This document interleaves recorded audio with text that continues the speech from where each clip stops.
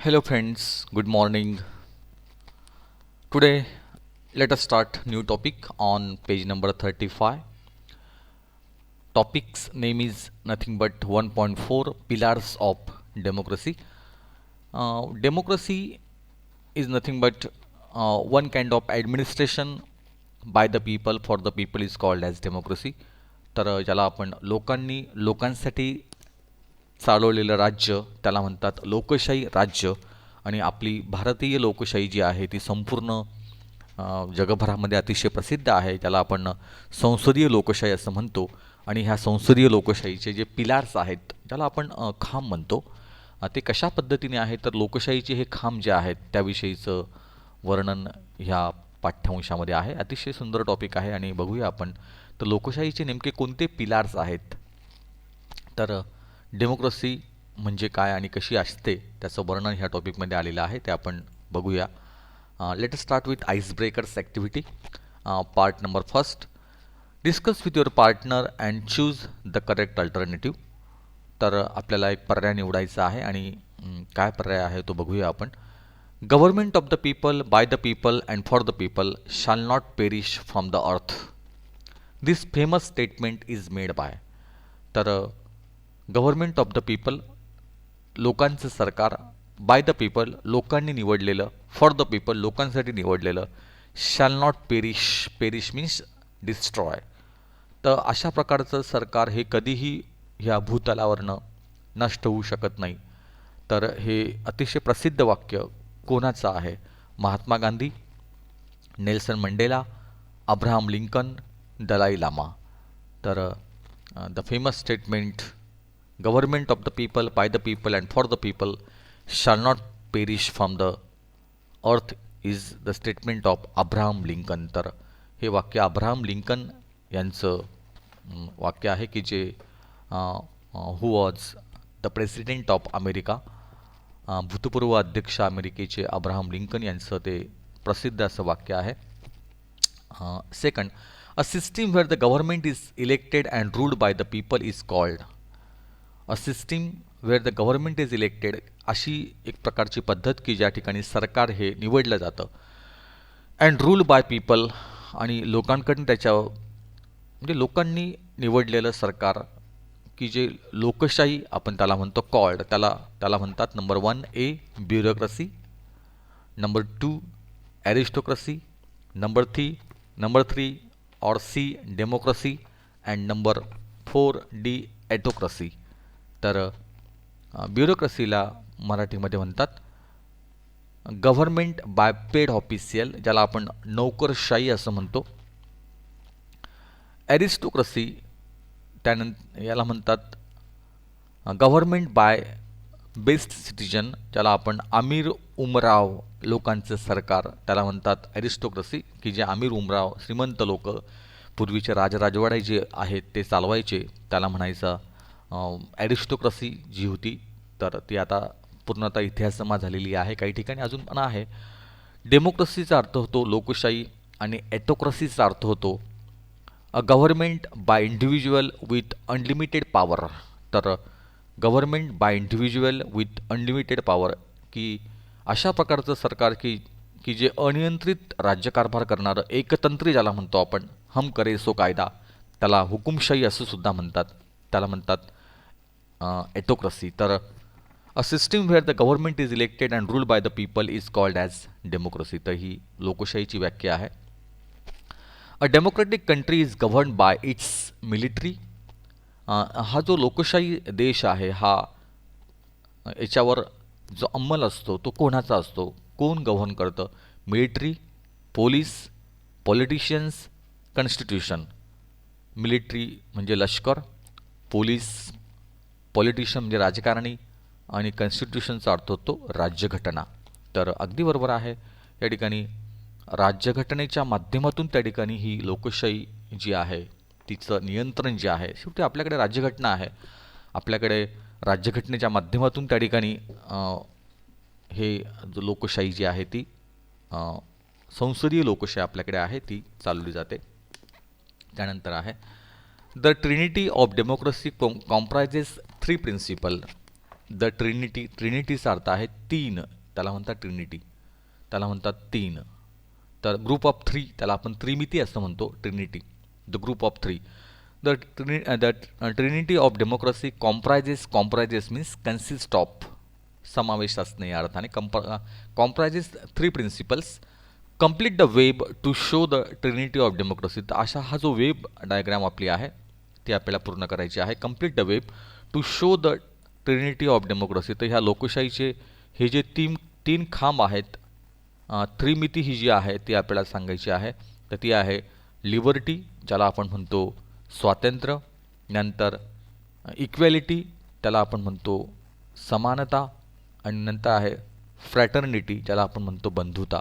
तर समता, एकता, बंधुता आणि स्वातंत्र्य हे त्या ठिकाणी एक त्रिमिती आहे आपल्या लोकशाहीची.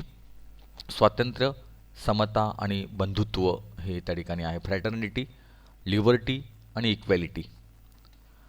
Next, match the following. आपल्याला पेअर मॅच करायचे आहेत. कॉन्स्टिट्यूशनचा अर्थ काय होतो, ज्याला आपण राज्यघटना असं म्हणतो, ते आहे D. It is an aggregate of fundamental principles or establish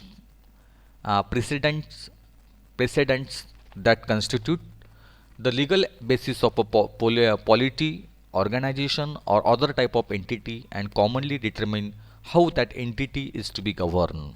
तर त्याने म्हटले की लोकशाही राज्यघटना नेमकं काय आहे, तर it is an aggregate of fundamental principles. अशा प्रकारचं ॲग्रिगेट म्हणजे काय, तर एकत्रीकरण केलेलं, ॲग्रिगेशन केलेलं ऑफ फंडामेंटल प्रिन्सिपल, की ज्यात मूलभूत जे अधिकार आहेत, मूलभूत जे हक्क आहेत, और इस्टॅब्लिश प्रिसिडेंट किंवा जे पूर्वीचे जे पायंडा घालून दिलेले पूर्वीचे दाखले आहेत त्याला म्हणतात प्रेसिडेंट. तर पूर्वीचे दाखले that constitute the legal basis of a polity, की ज्या ठिकाणी पॉलिटिक्स अर्थ राज्यतंत्र, तर की जे राज्यतंत्र चालवताना त्या ठिकाणी एक मूळ असा राज्यकारभाराचा पाया म्हणून त्या ठिकाणी कायदेशीर पाया तो आहे. ऑर्गनायझेशन और अदर टाईप ऑफ एंटिटी किंवा इतर प्रकारची जी एक प्रकारची एंटिटी आहे, एक प्रकारची ते अस्तित्व आहे. And commonly determine how that entity is to be govern, आणि कशा पद्धतीने ती जी पद्धत आहे, एंटिटी जी आहे ती तिचं अंमल करतो, त्याला म्हणतात राज्यघटना. लिबर्टीचा त्या ठिकाणी अर्थ आहे, लिबर्टी म्हणजे A, it is the freedom to give where you want, do what you want etcetera.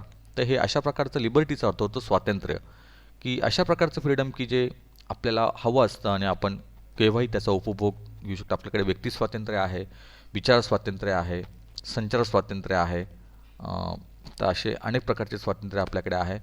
पण स्वातंत्र्याचा अर्थ स्वैराचार असा होत नाही.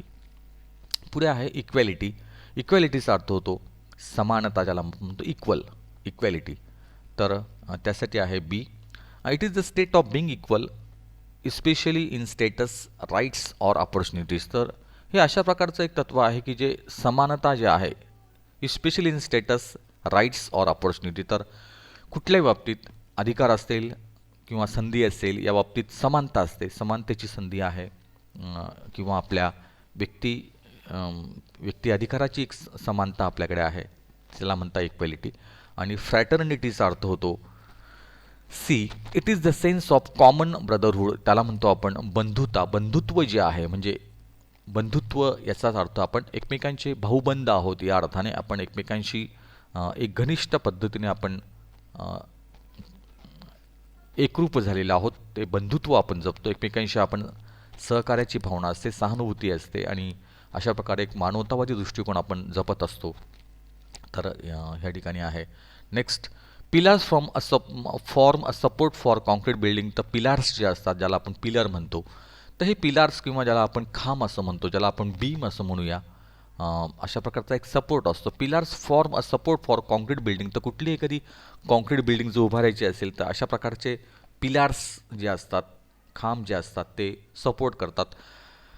मेटाफॉरिकली स्पीकिंग अ स्ट्रॉंग नेशन. तर जर आपण रूपकात्मकदृष्ट्या जर बोलायचं असेल तर a strong nation to depends on strong pillar. तर कुठलाही असं बळकट राष्ट्रसुद्धा त्या ठिकाणी बळकट अशा त्या खांबावर उभं असतं.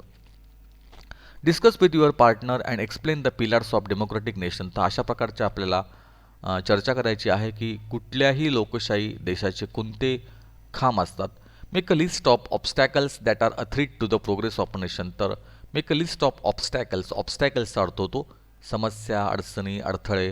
तर असे कोणते अडथळे आहेत, कोणत्या अडचणी आहेत दॅट आर अ थ्रीट, की जे धोका आहे एक प्रकारे, that are a threat to the progress of a nation. तर एखाद्या राष्ट्राच्या प्रगतीला ते अतिशय हानिकारक आहेत. असे कोणते संकटक आहेत, कोणते अडचणी आहेत, कोणते समस्या आहेत, कोणते अडथळे आहेत, तर ते सांगा. तर त्यात बघूया आपण की नेमकं त्या ठिकाणी पिलार्स जे आहे लोकशाहीचे कोणते खांब आपल्याकडे आहेत. तर pillars of democratic nation are. तर पहिलं आहे लेजिस्लेटिव्ह, ज्याला आपण म्हणतो. In a democratic nation the people of the country elect the representative that govern a state or a country. तर कुठल्याही लोकशाही देशामध्ये त्या ठिकाणी लेजिस्लेटिव्ह असेंब्ली जी आहे, तर देशातले लोक जे आहेत ते आपल्या प्रतिनिधीला निवडून देतात आणि हे प्रतिनिधी त्या ठिकाणी राज्यकारभार किंवा सरकार चालवतात. त्याला म्हणतात लेजिस्लेटिव्ह, त्याला म्हणतो आपण लेजिस्लेशन.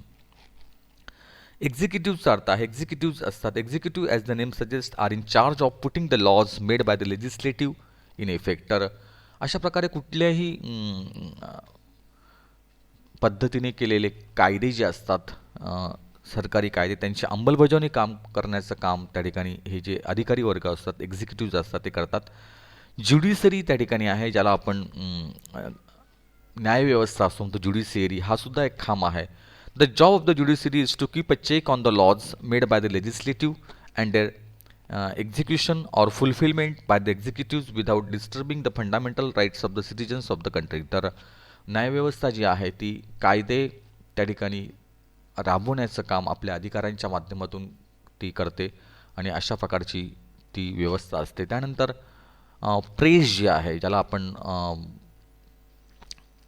पत्रकारिता म्हणतो किंवा त्याला आपण म्हणतो लोकशाहीचा चौथा खांब, ज्याला आपण मीडिया म्हणतो आपण, प्रकारची प्रसारमाध्यमं जी आहेत. All types of media have a responsibility of reaching to the people all over the country.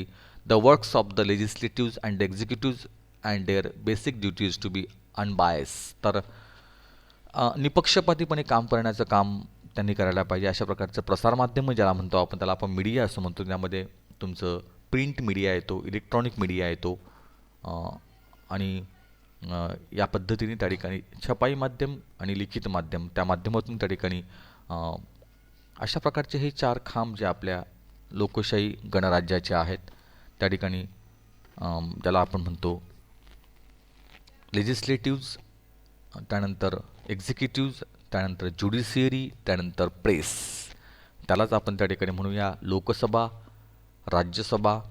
त्यानंतर ही लोकसभा, राज्यसभा जी आहे ही जी आपली संसदीय लोकशाहीचे दोन सभागृह आहेत. त्यात त्या ठिकाणी सगळ्यात महत्त्वाचं कुठल्याही आपल्या शासनाच्या योजना ज्या आहेत ते राबवतात. तो तिसरा खांब जो आपला आहे त्याला म्हणतात ब्युरोक्रसी, त्याला आपण नोकरशाही असं म्हणतो. आणि चौथा खांब जो आपला आहे तो आहे मास मीडिया किंवा त्याला म्हणतो आपण प्रसारमाध्यमं. आणि अजून सगळ्यात महत्त्वाचा जो खांब आहे तो आहे आपलं ज्युडिशियरी किंवा त्याला आपण म्हणतो सगळ्यात महत्त्वाची लीगल सिस्टीम ज्याला म्हणतो आपण. असे हे खांब लोकशाहीचे आहेत. तर अशा अनेक अडचणी आहेत, अनेक समस्या आहेत या लोकशाहीमध्ये. तर त्याच्यात काय आहे तर caste and religion based politics. तर आपल्याकडे जात आणि धर्म या आधारावर त्या ठिकाणी राजकारण जे आहे ते लढलं जातं, ते धोकेदायक आहे. Disrespect for the constitution values. तर राज्यघटनेमधले जे काही व्हॅल्यूज आहेत त्याला मान दिला जात नाही, हे आहे. Absence of universal education which makes people unaware of their basic rights and duties. त्या ठिकाणी जे शिक्षण आहे त्यात एकता नाही आहे आणि लोकांना आपले मूळ अधिकार आणि कर्तव्य त्या ठिकाणी बऱ्याच लोकांना माहिती नाही आहे. Huge gap between haves and have nots. Lack of qualitative resources to the poor. आणि काहींकडे खूप आहे, काहींकडे श्रीमंत आणि गरीब हा जो भेदभाव आपल्याकडे आहे तो सुद्धा लोकशाहीला मारक आहे. आणि constant threat of the attack of enemy countries. आणि अनेक वेळा भीती जी आहे शत्रू पक्षांचे किंवा आपल्याकडे दहशतवाद आहे ज्याला आपण टेररिझम असं म्हणतो, हा सुद्धा त्या ठिकाणी लोकशाहीला धोका आहे. अशा अनेक गोष्टी त्या ठिकाणी सांगता येतील. इथे आपण थांबूया.